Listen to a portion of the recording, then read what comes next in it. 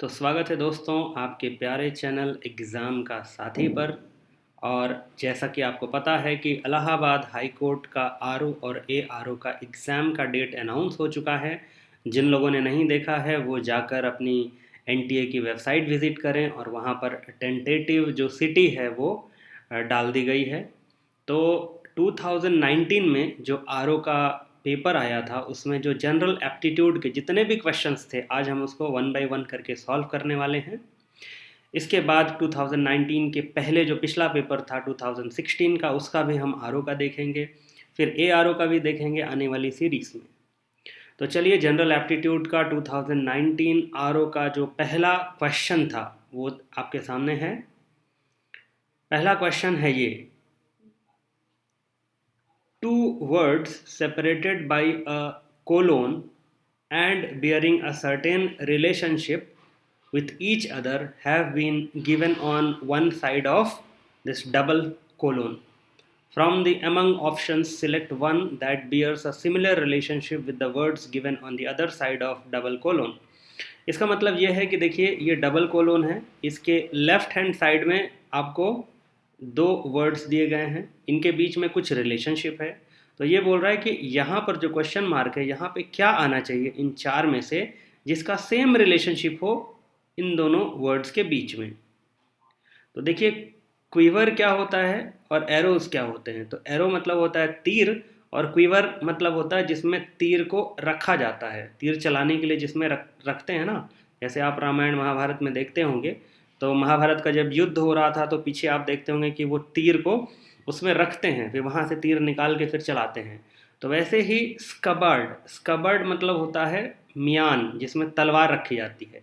तो देखिए बेबी तो नहीं हो सकता, टेनिस रैकेट भी नहीं हो सकता, बाइनोकुलर्स मतलब दूरबीन, तो स्वॉर्ड, स्वॉर्ड मतलब होता है तलवार। तो इसका जो सही आंसर है वो हो जाएगा ऑप्शन डी। चलिए बढ़ते हैं अगले क्वेश्चन की तरफ। तो आइए सेकंड क्वेश्चन देखते हैं। इसमें एक सीरीज दी गई है जिसमें कुछ नंबर्स दिए गए हैं 125, 171, 263, 401 एंड 585। इस सीरीज का जो नेक्स्ट टर्म है वो क्या होगा वो हमें पता लगाना है। तो जाहिर सी बात है कि जो सीरीज़ के जो टर्म्स होते हैं उसमें कुछ ना कुछ रिलेशनशिप होता है, यानी कि इसके और इसके बीच में जो रिलेशनशिप होगा वही इसके और इसके बीच में होगा, वही इसके और इसके बीच में होगा और वही इसके और इसके बीच में होगा। ये इंक्रीज़ कर रही है तो कुछ रिलेशनशिप होगा कि कैसे इंक्रीज़ कर रही है, हो सकता है डबल हो, ट्रिपल हो, 4 टाइम्स हो, या दोनों में कॉमन चीज़ें हों जैसे कि +10 +10 +10। तो ऐसा कुछ ना कुछ रिलेशनशिप होगा बिटवीन द कॉन्जिक्यूटिव टर्म्स। तो चलिए देखते हैं। सबसे पहले हम क्या करते हैं कि इन दोनों के बीच का डिफरेंस निकालते हैं, 171 और 125। तो इनका डिफरेंस अगर हम लेते हैं तो ये हो जाएगा 11, 11 में से 5 गया 6, यहाँ पे बच जाएगा 6 में से 2 गया 4। तो इनके और इनके बीच में यहाँ पे हम लिख लेते हैं 125, 171। तो 125 में आपने 46 जोड़ा तो आपको मिला 171। फिर आता है 263। तो 263 और 171 के बीच का डिफरेंस देखें तो 3 में से 1 गया 2, और यहाँ पे हो जाएगा 6, 6 में से 7 मतलब 16 में से 7 गए 9, तो 92। तो यहाँ पे लिख दीजिए +92। फिर नेक्स्ट क्या है 401। तो 401 और उसका पिछला जो नंबर है 263, इसको सब्ट्रैक्ट करके देखते हैं। तो 11 में से 3 गया कितना होगा 8, और यहाँ पे हो जाएगा 9 में से 6 गया 3, फिर यहाँ बच जाएगा 3 में से 138। तो यहाँ पे 263 में 138 अगर हम जोड़ेंगे तो 401 मिलेगा। नेक्स्ट नंबर है 585। तो 585 और उसका पिछला नंबर कौन सा है 401, इसको सब्ट्रैक्ट करेंगे तो 5 में से 1 गया 4, फिर 8, फिर 1, 184, यानी कि 401 में 184 जोड़ेंगे तो आएगा 585। यहाँ पे वो अननोन नंबर है, अगर हमें पता चल जाए कि यहाँ पर क्या जोड़ेंगे इसमें तो फिर हमें ये नंबर पता चल जाएगा। तो देखिए ये है 46, यहाँ पे आप देख रहे हैं 46, तो इसको लिख सकते हैं 46 टाइम्स 1। ये 92 होता है 46 टाइम्स 2। देखिए 2 छंग 12, 2 चौक 8 1 9। ये होता है 46 टाइम्स 3, 3 छंग 18, 3 चौक 12 और 1 13। वैसे ही होता है 46 टाइम्स 4, 6 चौक 24 और 2 हाथ में आया, 4 चौक 16, 17 18। तो यहाँ पे क्या होगा 46 टाइम्स, यहाँ पे 1 2 3 4 तो 5 होगा, यानी कि प्लस कितना होना चाहिए 5 अंक 30, हाथ में आया 3, 5 चौक 20, 3 23। तो 585 में आप 230 जोड़ेंगे तो आपको मिलेगा नेक्स्ट नंबर। तो जोड़ते हैं 5, 8 2 10 1 11, हाथ में आया 1, 5 2 7 1 8, 815। तो ऑप्शन बी। तो आपने देखा कितना ताम झाम करना पड़ता है, बट एनीवेज आपको एग्ज़ाम में कुछ भी रिलेशनशिप दे सकता है। ये तो एक रिलेशनशिप हो गया जो हमने जो है ढूंढ निकाला। अब आइए देखते हैं नेक्स्ट क्वेश्चन।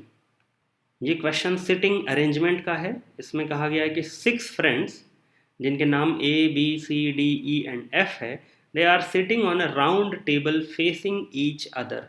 तो बेसिकली यहाँ पे आपको क्या करना है कि एक टेबल बना लेना है राउंड, और 6 चेयर्स बना लेनी है, 1 2 3 4 5 और 6। अब आपको क्या करना है, इनकी जगह पर A B C D E F को बिठाना है बेस्ड ऑन जो कंडीशंस क्वेश्चन में दी गई है। तो देखिए, C is at the 4th place from A is right. जो C है वो A से 4th प्लेस है A के राइट में। तो चलिए एक काम करते हैं, हम A को हम यहाँ पे बिठा देते हैं। मान लीजिए इसको हमने फिक्स कर दिया डब्बे में, मतलब फिक्स कर दिया। तो A का राइट क्या होगा, आप यहाँ पे खुद इमेजिन करिए, खुद को बैठा हुआ देख के। आपका ये सर है, आपका ये 2 हाथ है, और ये चेयर पे बैठे हैं। तो आपका राइट होगा ये।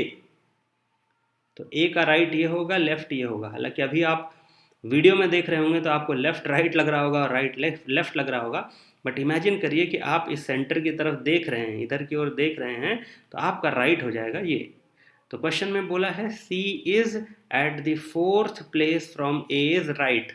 तो देखिए ए के राइट से चौथे प्लेस पे है, यानी कि 1 2 3 4, यानी कि सी कहाँ पर बैठा है, यहाँ पर। तो सी को भी कुर्सी फिक्स कर देते हैं, ऐसे डब्बे में डाल दीजिए। पहला कंडीशन पूरा हो गया। F is at immediate right of A. तो इमीडिएट मतलब तुरंत, तुरंत right of A. Right of A क्या हो जाएगा, ये वाली। तो एफ यहाँ पे बिठा देते हैं, इसको भी डब्बे में पैक कर दिए। इसका मतलब ये फिक्स हो गई पोजीशन। थर्ड कंडीशन क्या है, C is between B and D. तो देखिए बी और डी हमें नहीं पता कहाँ बैठे हैं, हमें ये 1 2 3 प्लेसेस अभी पता है। सी बैठा है बी और डी के बीच में। तो हमें अभी सी यहाँ पे है, बी और डी, या तो बी यहाँ होगा तो डी यहाँ होगा, या फिर बी यहाँ होगा तो डी यहाँ होगा। भाई दो कंडीशंस हो सकती हैं, क्योंकि सी दोनों बी और डी के बीच में है। तो ये तो नहीं बताया ना कि बी सी के राइट में है कि लेफ्ट में है, कहाँ है। तो इसीलिए यहाँ पे दो पॉसिबिलिटीज़ हैं। अभी हम डब्बे में किसी को नहीं डालेंगे, फिक्स नहीं करेंगे, तो ऐसे ही रखेंगे। उसके बाद अगला पढ़ेंगे, E is between B and F। तो E जो है वो B और F के बीच में है। तो E कहाँ पे होना चाहिए, अगर हम F यहाँ पर है तो B अगर यहाँ बना दें तो आ जाएगा E यहाँ पे। तो देखिए E is between B and F। तो ये कंडीशन सेटिस्फाई हो गई। E is between B and F। तो अगर हम B यहाँ कर देते हैं तो बच जाएगा D यहाँ पे। तो ये D हो गया, इसको मिटा दीजिए। तो 6 पोजीशंस आपको मिल चुके हैं। अब बोला है कि इनमें से कौन सी कंडीशन ट्रू नहीं है, यानी कि गलत है। C is at the immediate left of A। Immediate left of A पे कौन बैठा है, D। तो यानी कि ये ट्रू नहीं है। F is between A and E। तो A और E के बीच में F बैठा हुआ है, तो सही है। D is between A and C। तो A और C के बीच में D बैठा हुआ है, ये भी सही है। D is sitting opposite to E। तो देखिए D जो है E के अपोजिट बैठा हुआ है, देखिए दोनों अपोजिट बैठे हैं, तो ये भी सही है। सो नॉट ट्रू, यानी कि हमारा ये स्टेटमेंट सही नहीं है, इसीलिए option A will be the correct answer. अब चलिए बढ़ते हैं नेक्स्ट क्वेश्चन की ओर, क्वेश्चन नंबर 4 की ओर। तो इस क्वेश्चन में हमें दिया है एक लेटर नंबर सिंबल का अरेंजमेंट। तो देखिए लेटर्स क्या होते हैं, बेसिकली लेटर्स मतलब यहाँ पे अल्फ़ाबेट्स कहा गया है, जैसे कि A B C D and up to Z। Letters के बाद आते हैं नंबर्स, ये तो आपको पता ही है कि 0 1 2 एंड सो ऑन। फिर उसके बाद क्या बोला है, लेटर नंबर सिंबल। तो सिंबल्स क्या होते हैं, आपने कंप्यूटर में देखा होगा, @ है, एक्सक्लेमेशन मार्क है, हैश है, ये तो आप यूज़ करते ही होंगे, परसेंटेज है, डॉलर है, ये सब क्या है, सिंबल्स है, ठीक है। तो उससे मिल के यहाँ पे एक अरेंजमेंट दिया गया है। अब आपसे क्वेश्चन में ये पूछा है कि विच लेटर, नंबर और symbol will be the seventh letter to the left of the letters number symbol which is third from the right। तो देखिए ये घुमाने की कोशिश किया है, बट आपको घूमना नहीं है, क्वेश्चन को तोड़ के पढ़ना है। तो विच लेटर यानी कि कौन सा लेटर, नंबर या सिंबल होगा seventh letter to the left of the letter symbol which is third from the right. तो देखिए सबसे पहले हम क्या करेंगे, राइट से थर्ड जो भी लेटर, सिंबल या नंबर होगा उसको आइडेंटिफाई करेंगे। तो राइट है ये और लेफ्ट है ये। तो थर्ड फ्रॉम द राइट, तो 1 2 3, तो थर्ड फ्रॉम द राइट क्या हो गया, ये। तो ये तो लेटर भी हो सकता था, नंबर भी हो सकता था, सिंबल भी हो सकता था। तो अभी ये क्या है, नंबर है। तो बोला है विच लेटर या नंबर, कौन सा लेटर, नंबर या सिंबल होगा seventh letter to the left of the letter, मतलब इस लेटर के लेफ्ट में सेवेंथ नंबर पे जाना है। तो देखिए 1 2 3 4 5 6 7, तो सेवेंथ नंबर पे क्या है, 4 है।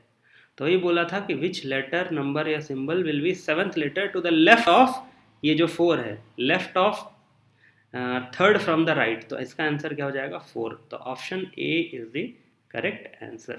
तो ऐसे ही घुमाने के लिए आपसे कुछ भी पूछ सकता है, जैसे फ्रॉम द लेफ्ट से थर्ड बोल के बोलता कि लेफ्ट से राइट से थर्ड, इन दोनों के बीच में वो नंबर या लेटर या सिंबल होगा। तो ऐसे करके क्वेश्चंस जो है दे सकता है।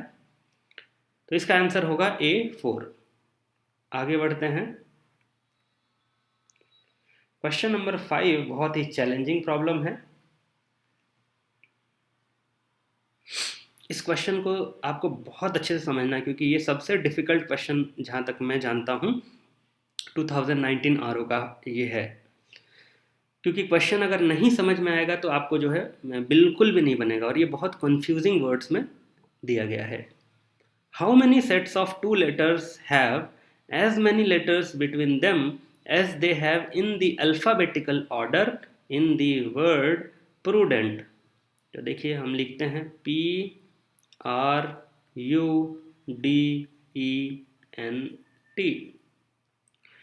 अब ये जो क्वेश्चन आप इसको 2-3 बार पढ़ेंगे तो आपको कुछ फील आएगा कि पूछा क्या है, क्योंकि 1-2 बार पढ़ने से तो पता ही नहीं चलता कि पूछा क्या है। बट अगर आप इसको 1-2 बार, 3 बार, 4 बार, 5 बार अच्छे से जो है पढ़ेंगे तो आपको ये समझ में आएगा कि पूछा क्या है। तो देखिए इसमें बोला है कि जैसे how many sets of 2 letters have as many letters between them as they have in alphabetical order. इसको मैं सॉल्व करता हूँ तो शायद आपको अच्छे से समझ में आए। तो पहला केस देखिए, अगर हम ABCD लिखते हैं ABCDEFGHIJKLMNOPQRSTUVWXYZ, तो ये जो अल्फ़ाबेटिकल ऑर्डर दिया गया है इसका मतलब है कि इस ऑर्डर में होना चाहिए, इससे कुछ लिंक है। इसका क्या लिंक है अभी हम देखते हैं। तो अगर आप यहाँ पे D और E देखें तो D और E अल्फ़ाबेटिकल ऑर्डर में एक के बाद एक आते हैं, मतलब इनके बीच में कुछ नहीं होता। तो D और E के बीच में यहाँ पे कुछ नहीं होता, और यहाँ पे जो प्रूडेंट दिया है इसके D और E के बीच में भी कुछ नहीं है। तो इसीलिए एक पॉसिबिलिटी ये हो जाएगा। सेकंड पॉसिबिलिटी ऐसे ही आपको ढूंढना है, जैसे कि R और N, अगर आप देखें R और N, तो NOPQR, तो R और N के बीच में अगर हम इस यहाँ पे अल्फ़ाबेटिकल ऑर्डर में देखें तो OPQ यानी कि 3 जो है अल्फ़ाबेट्स या 3 या लेटर्स आ रहे हैं यहाँ पे। तो यहाँ पे भी देखिए 1 2 3 लेटर दिए गए हैं। तो यहाँ पे दिया गया RUDEN, तो R और N के बीच में इस प्रूडेंट में भी 3 अल्फ़ाबेट्स दिए हैं, और यहाँ इस सीरीज़ में भी 3 अल्फ़ाबेट्स आ रहे हैं, इसीलिए एक ये भी आपका ऑप्शन हो जाएगा ये भी। उसके बाद थर्ड आप कितना भी खोज लीजिए आपको थर्ड मिलने वाला नहीं है, क्योंकि देखिए E और T के बीच में अगर आप देखेंगे तो बहुत सारे नंबर्स होते हैं, एक नहीं होते, मतलब बहुत सारे अल्फ़ाबेट्स होते हैं, सॉरी। और P और U का पेयर बना लीजिए, P और D का पेयर बना लीजिए, तो आपको सिर्फ यही 2 पेयर्स आपको मिलेंगे। तो इसका सही आंसर हो जाएगा 2। सब हम पहुंच चुके हैं क्वेश्चन नंबर 6 में। ये सिलोगिज्म का क्वेश्चन है। अगर आपको नहीं आता है सिलोगिज्म तो कोई बात नहीं, अभी आप समझ लीजिए। इसमें क्या रहता है, एक स्टेटमेंट दिया रहता है और कुछ कंक्लूजन दिए रहते हैं, और लास्ट में आपको बताना है कि कंक्लूजन के बारे में जो ये चीज़ें दी गई हैं इनमें से कौन से सही हैं। तो देखिए इसको कैसे बनाते हैं। सम रैट्स आर रैबिट्स, तो मान लीजिए ये बन गया रैबिट। रैबिट मतलब ये सर्कल से मैंने शो किया है, ये बता रहा है रैबिट्स की संख्या, ठीक है। तो सम रैट्स आर रैबिट्स, तो देखिए यहाँ पे ऐसा कर सकता हूँ कि कुछ रैबिट जो हैं वो रैट्स हैं, तो यहाँ पे ये रैबिट भी होंगे रैट भी होंगे। तो पहला पार्ट ये बोल रहा है सम रैट्स आर रैबिट्स, तो देखिए some rats are rabbits. Some rabbits are mosquitoes, तो यहाँ पे ऐसा मॉस्किटो बना देंगे। तो देखिए सम रैबिट्स आर मॉस्किटोस भी हो गया, कुछ रैबिट मॉस्किटोस हैं और कुछ रैट्स रैबिट्स हैं, तो ऐसे ही बनाते हैं। अब कंक्लूजन क्या दिया है, सम मॉस्किटोस मस्ट बी रैट्स, तो देखिए मॉस्किटो यहाँ है रैट यहाँ है, तो इनके बीच में कोई कॉमन एरिया तो है नहीं, तो कोई भी मॉस्किटो रैट नहीं होगा। और यहाँ पे मस्ट दिया है, मस्ट मतलब होना ही होना है, कंपल्शन। सेकेंड देखते हैं ऑल रैबिट्स आर रैट्स, तो all rabbits are not rats, क्योंकि कुछ रैबिट्स जो है रैट्स नहीं भी हैं, ये जो शेड नहीं किया गया है ये रैबिट तो हैं लेकिन रैट नहीं है, तो ये भी गलत दिया गया है। तो अब पढ़ते हैं if only one conclusion I one follows, ये भी गलत है, हमको पता है कि दोनों गलत हैं। So if neither conclusion I one nor conclusion two follows, तो ये option D will be the correct answer, क्योंकि यहाँ पे दोनों कंक्लूजन जो है गलत है। तो चलिए क्वेश्चन नंबर 7 देखते हैं। ये कोडिंग डिकोडिंग का प्रॉब्लम है। इसमें आपको पूछा है what is the code for walks in the code language. दो स्टेटमेंट दिए गए हैं। पहला स्टेटमेंट है कि in a code language she walks fast is written as हे का तो। चलिए यहाँ पे लिख लेते हैं she walks fast that is equal to हे का तो या टू जो भी। सेकेंड क्या है, she learns fast, she learns fast is equal to what, जो का है, जो का है या ही जो भी कह लीजिए। तो इसमें बोला है वॉक्स जो है उसका कोड क्या होगा। तो देखिए यहाँ पे शी है, यहाँ पे भी शी है, यहाँ पे फास्ट है, यहाँ पे भी फास्ट है, यानी कि पहले और दूसरे सेंटेंस में शी और फास्ट के जो दो लेटर्स होंगे वो कॉमन होंगे। तो देखिए हे और हे तो और नहीं तो नहीं, यहाँ पे का और का कॉमन है, हे का, तो उसको काट देंगे। क्या बचा, वॉक्स, वॉक्स का मतलब होता है टी ओ, तो walks is equivalent to T O. तो पूछा था what is the code for walks, तो वॉक्स का कोड क्या हो जाएगा, TO2 हो जाएगा। अब देखते हैं options. If the data in statement 1 alone are sufficient to answer the question, while the data in statement 2 alone are not sufficient to answer the question, तो एक बात बताइए, अगर ये सेकंड स्टेटमेंट नहीं दिया होता तब तो आप इसको कैंसिल ही नहीं कर पाते, तब आपको पता ही नहीं चलता कि शी क्या है और वॉक्स क्या है, फास्ट क्या है। तो इसका मतलब क्या है, दोनों सेंटेंस जो हैं मिल के अपने को ये जवाब दे रहे हैं। तो कोई भी एक सिंगल स्टेटमेंट सफिशिएंट नहीं है इस वॉक्स का जो कोड लैंग्वेज है इसको बताने में, क्योंकि अगर सेकंड स्टेटमेंट भी शी लर्न्स फास्ट, तो जो का है, अब आपको क्या पता कि शी जो है कि शी का है कि फास्ट है, आपको कुछ पता ही नहीं है। लेकिन जब ये दोनों को आप एनालाइज करेंगे तो हे का दोनों से कट जाएगा, क्योंकि दोनों में शी फास्ट कॉमन है। जो बच जाएगा वॉक्स मतलब टू हो जाएगा, लर्न्स मतलब जो हो जाएगा। यहाँ पे वॉक्स की बात कर रहा है तो वॉक्स मतलब TO टू या तो जो भी। तो देखिए इसमें जो ऑप्शन हो जाएगा कि if the data in statement 2 alone, alone मतलब अकेले, तो अकेले ए और बी ये तो दोनों गलत हो गया। If the data in both statements 1 and 2 together are necessary to answer this question, देखिए दोनों, अगर दोनों में से कोई एक भी मिसिंग होगा तो आप इसका जवाब नहीं दे सकते। नेक्स्ट क्वेश्चन पढ़ते हैं। If the data in both statement 1 and 2 are not sufficient to answer the question, मतलब आपको आंसर नहीं मिलेगा, तो आपको तो आंसर मिल चुका है, तो इसका करेक्ट आंसर हो जाएगा सी। अब आगे बढ़ते हैं।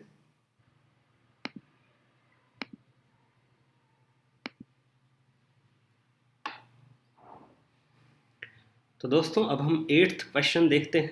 बेसिकली ये ब्लड रिलेशंस का क्वेश्चन है और ब्लड रिलेशंस में ये कोडिंग इसमें जो है मिक्स किया गया है।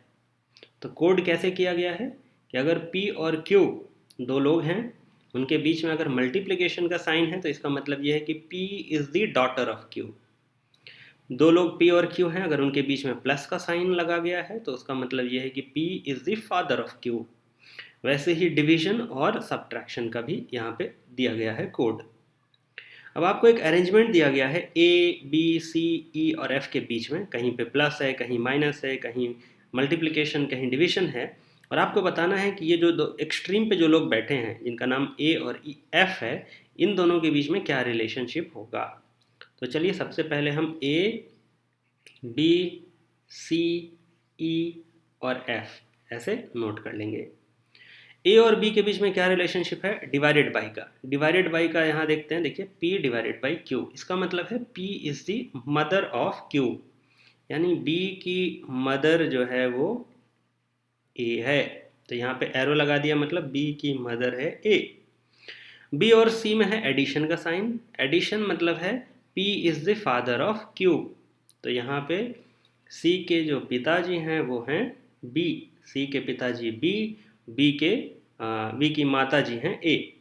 C और E के बीच में क्या है, नेगेटिव, यानी कि सब्ट्रैक्शन का साइन है, which means P is brother of Q, यानी कि C और E के बीच में क्या रिलेशनशिप है, तो C जो है वो भाई है किसका, E का।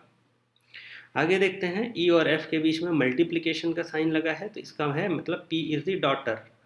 तो यहाँ पे डॉटर का रिलेशनशिप है, तो E is the daughter of F, F की बेटी है ये। तो देखते हैं कि इनके F और A के बीच में क्या रिलेशनशिप है।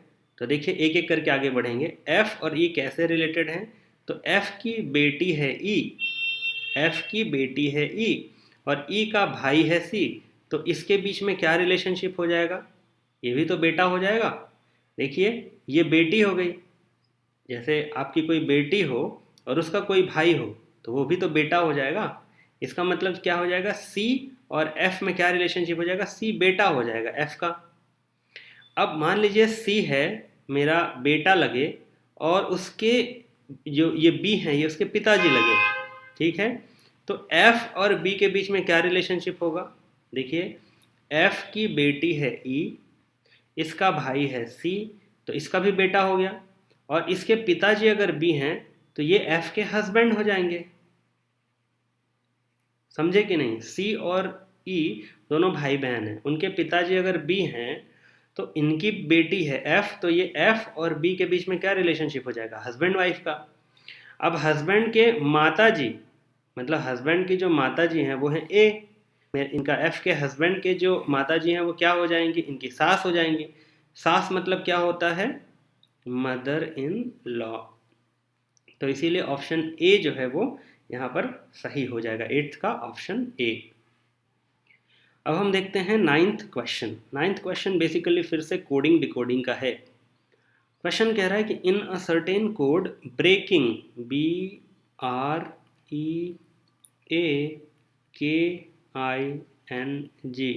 Breaking is coded as BFSCFMHJ। अगर ऐसा कोड किया गया है तो फिर मदरली MOTHERLY, मदरली का कोड क्या होगा। तो देखिए ये बहुत ही कंफ्यूजिंग क्वेश्चन है, क्योंकि देखिए यहाँ पे क्या है, B का B है तो आप सोचेंगे M का M होगा, लेकिन वैसा तो होगा नहीं। फिर आगे क्या करेंगे, तो देखिए अगर हम इसको 4-4 के दो ग्रुप बना दें, 4-4 के दो ग्रुप बना दें, तो आप देखिए A यहाँ पे है तो A यहाँ पे B है, तो वैसे ही 4-4 का ग्रुप बना देते हैं। यहाँ H है तो यहाँ पे H के बाद क्या आएगा, I आ जाएगा। तो देखिए 3 ऑप्शन हो जाएंगे। उसके बाद यहाँ पे B है तो ये क्या हो जाएगा, C हो जाएगा। तो B के बाद C आता है तो M के बाद क्या आ जाएगा, N आ जाएगा। यहाँ देखिए J के बाद K आ रहा है, तो यहाँ पे जो अल्फ़ाबेट होगा उसके बाद E आना चाहिए, तो ये हो जाएगा D। और F के बाद क्या आ जा रहा है, G, तो यहाँ पे कौन सा अल्फ़ाबेट होगा, उसके बाद y आता है x, यहाँ पे दो और अल्फ़ाबेट्स होंगे, यहाँ पे दो और अल्फ़ाबेट्स होंगे। चलिए पहले चेक कर लेते हैं क्या इतने से अपना काम बन जाएगा। तो पहला I, उसके बाद N और X बीच में है, देखिए N और X यहाँ पे है, यहाँ N और F है तो चला जाएगा, ये फोर्थ तो D तो चला ही गया, N और Z है तो ये चला गया। तो ऑप्शन क्या बचा, B। तो देखिए IUPNXKQD, लास्ट में D भी है, तो इसीलिए option B will be our correct answer. ये तो देखते हैं क्वेश्चन नंबर 10। इसमें आपको एक सीरीज, एक अरेंजमेंट दिया गया है जिसमें अल्फ़ाबेट्स हैं और नंबर्स हैं। क्वेश्चन है which of the following is exactly in the middle between the 7th letter या number from the left end. तो लेफ्ट एंड ये है, तो लेफ्ट एंड से 7th लेटर या नंबर क्या आएगा, देखिए 1 2 3 4 5 6 7, तो ये आ जाएगा R। एंड 9th लेटर और number from the right and, तो ये हो जाएगा राइट एंड। यहाँ से 9th देखना है तो 1 2 3 4 5 6 7 8 9th। तो पूछा है एग्जैक्टली इन दोनों के मिडिल में कौन सा नंबर या लेटर आ रहा है। तो देखिए मैं क्या करूँगा, इसके लिए एक टी काटूंगा, यहाँ से एक काट दिया, दूसरा ये दूसरा काट दिया, तीसरा ये तीसरा काट दिया, लास्ट में क्या बच गया 9। तो इसीलिए मिडिल मोस्ट जो लेटर या नंबर जो आना चाहिए वो एक नंबर है और वो है 9। So therefore the answer will be option B. अब आगे हैं 11th क्वेश्चन में। 11th क्वेश्चन में आपको एक पैटर्न दिया गया है और बोला गया है कि जो रिलेशनशिप इन दोनों के बीच में हो वही रिलेशनशिप इसके और इसके बीच में होना चाहिए। तो देखिए यहाँ पे अपना इमेजिनेशन काम आता है, ये कोई मैथमेटिक्स का इसमें फॉर्मूला नहीं लगा सकते कि a+b² लगा दिया या कुछ, ये सिर्फ प्योरली इमेजिनेशन का है। तो देखिए अगर मैं इसको यहाँ से पकड़ूँ, ठीक है, अगर इसको मैं यहाँ सेंटर से फिक्स कर दूँ और इसको पकड़ के रोटेट कर दूँ, इसको घुमा दूँ, ऐसे पूरा का पूरा ऐसे घुमा दूँ, तो देखिए ये एरो वाला यहाँ चले जाएगा और ये वाला जो ये आपको जो भी डॉट दिख रहा है वो डॉट यहाँ पे आ जाएगा और ये तो अंदर की ओर आना चाहिए, मतलब ये ऐसा हो जाएगा घुमाने पे, ये यहाँ पे एरो यहाँ पे और ये नंबर, ये जो लाइन्स है वो यहाँ पे आनी चाहिए, बट यहाँ पे क्या दिया, उसके उल्टे अपोजिट साइड में दिया गया है यहाँ पे। तो पहली बात तो इसको हमने घुमाया ऐसा पूरा, तो अगर इसको भी अगर हम घुमा दें यहाँ पे सेंटर मान के इसको ऐसा घुमा दें तो क्या हो जाएगा, ये यहाँ पे आ जाएगा और ये ऐसा आ जाएगा, देखिए। तो बेसिकली कायदे से होना तो ऐसे चाहिए था घुमाने के बाद। देखिए इमेजिन करिए ये वाला जो गोला है इसको मैंने घुमा के यहाँ पे लेके आ गया, इसके अबाउट, इस एक्सिस के अबाउट, ये कैसा हो जाएगा, ये यहाँ जाने के बाद ये डॉट या गोला यहाँ आ जाएगा और एरो इधर आ जाएगा। उसके बाद ये जो 3-4 लाइंस दी गई हैं ये इसके ऊपर रहेंगी, लेकिन ये ऊपर में देखिए यहाँ पे क्या होना चाहिए था, अंदर की ओर होना चाहिए था, तो यहाँ नेक्स्ट वाले में वो चेंज होके इधर आ गया है, अंदर से हट गया है, तो यहाँ पे भी ये बाहर से हट के अंदर आ जाएगा। तो देखिए ऐसा कौन सा ऑप्शन है जिसमें ये कंडीशन सेटिस्फाई हो रही है, तो देखिए ये सी वाला। तो 11th का आंसर हो जाएगा ऑप्शन सी। आप प्रैक्टिस करेंगे विजुअलाइजेशन की तो आपको ये चीज़ें आसानी से बनने लगेंगी। अब 2019 के आरओ में जो आखिरी क्वेश्चन जो पूछा था उसमें हम आते हैं। 12 क्वेश्चंस पूछे गए थे। इसमें दिया है which of the following words can not be formed using the letters of the word vocabulary. तो इसमें से कौन सा जो वर्ड है वो हम फॉर्म नहीं कर सकते इनके दिए गए वोकेबलरी में दिए गए अल्फ़ाबेट्स को इस्तेमाल करके। तो CAR बन सकता है, देखिए CAR ये बन सकता है, तो कैनॉट बी फॉर्म बोला है तो ये तो नहीं होगा। केबल देखते हैं, CA, यहाँ पे B भी है, L भी है, लेकिन E तो नहीं है यहाँ पे, देखिए यहाँ पे एक एक्स्ट्रा E आ जा रहा है और E तो है नहीं, तो दिस कैनॉट बी फॉर्म, तो इसलिए ये अपना आंसर हो जाएगा। लेकिन और आगे देख लेते हैं, OAR, तो यहाँ पे O भी है, A भी है और R भी है। फिर OCULAR, तो देखिए LAR है, OCU भी है, तो ऑप्शन अपना हो जाएगा B। तो दोस्तों ये था review officer Allahabad high court के जनरल एप्टीट्यूड के क्वेश्चंस जो 2019 में पूछे गए थे। ऐसे ही अगले वीडियो में हम जनरल एप्टीट्यूड के 2016 में जो आरओ के क्वेश्चन पूछे गए थे उसका सॉल्यूशन देखेंगे। अगर आपको ये मेरी मेहनत पसंद आई, आपको मेरा एक्सप्लेनेशन पसंद आया तो चैनल को सब्सक्राइब करिए, लाइक करिए, ताकि आगे भी मैं एप्टीट्यूड के, रीजनिंग के और मैथमेटिक्स के ऐसे ही वीडियो आपके सामने लाता रहूँ। Thank you.